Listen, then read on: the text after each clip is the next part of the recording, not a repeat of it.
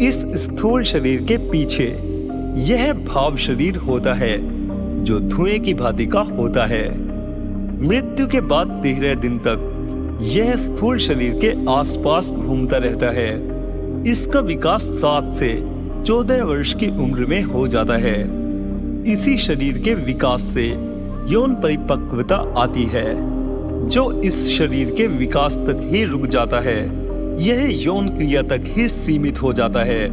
वह पेट और प्रजनन को ही जीवन का सार समझता है।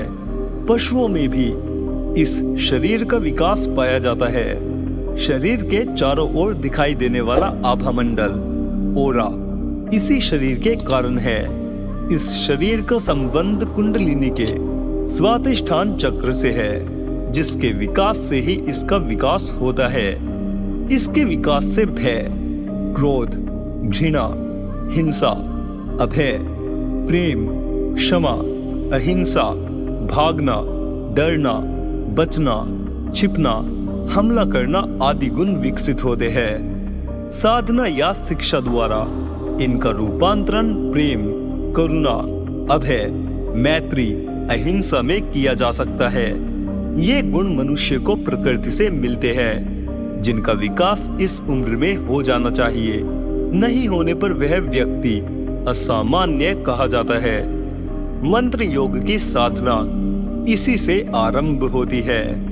जिसका भाव शरीर विकसित हो जाता है वही मनुष्य है, अन्यथा वह पशु ही है। यह छाया शरीर ही प्राणमय कोश है। यह कोश सूर्य से प्राप्त विद्युत चुंबकीय और जीवन शक्ति को ग्रहण कर इनका पाचन करता है, जिससे प्राणदायक शक्तियों का निर्माण होता है, जिसे वह स्थूल शरीर में पहुंचाता है। अतिरिक्त प्राण किरणों के रूप से बाहर निकलते रहते हैं, जिसे दुर्बल शरीर ग्रहण कर लेता है। छाया शरीर के बाहर निकलने पर मूर्छा आ जाती है।